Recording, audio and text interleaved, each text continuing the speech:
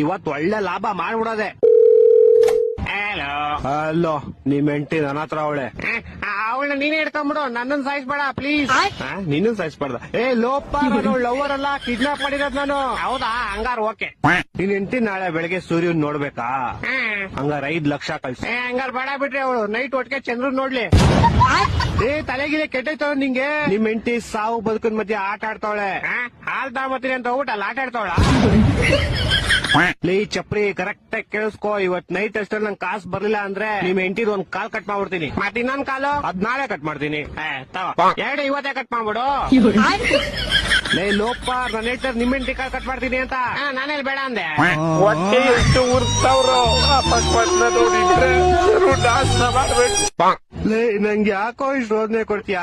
ಒಂದ್ ಕೆಲ್ಸ ಮಾಡ, ಒಂದ್ 2 ಲಕ್ಷ ಹೋಗ್ಬಿಟ್ಟು ನಿಮ್ ಹೆಂಡತಿನ ಕರ್ಕೊಂಡು ಹೋಗ್ಬಿಡು. 2 ಲಕ್ಷ ಎಲ್ಲ ತುಂಬಾ ಜಾಸ್ತಿ ಆಯ್ತು, ಆಗಲ್ಲ. ಮತ್ತೆ ಇನ್ ಎಷ್ಟ್ ಕೊಡ್ತೀಯಾ? ಮನೆ ಹತ್ರ ಬಾ, ಪ್ಲಾಸ್ಟಿಕ್ ಸಾಮಾನು ಹಾಲ್ ಕವರ್ ಐತೆ, ತಗೊಂಡೋಗು. ಲೇ ನನ್ ಕಿಡ್ನಾಪರ್ ಕಣೋ, ಪೇಪರ್ ಅವನ್ನೆಲ್ಲ ಬೇವರ್ಸಿ. ನನ್ನ ಹತ್ರ ಅದೇ ಇರೋದು, ಇವಾಗ ಬೇಕಾದ್ರೆ ತಗೊಂಡೋಗು. ನನ್ನ ಮಕ್ಕಳು 3 ಬಿಟ್ಟು ಇಟ್ಬಿಟ್ಟವ್ರಣ್ಣ. ಮಾನ ಮರ್ಯಾದೆ ಏನು ಇವಾಗ ಸಪೋರ್ಟ್ ಮಾಡೋದು.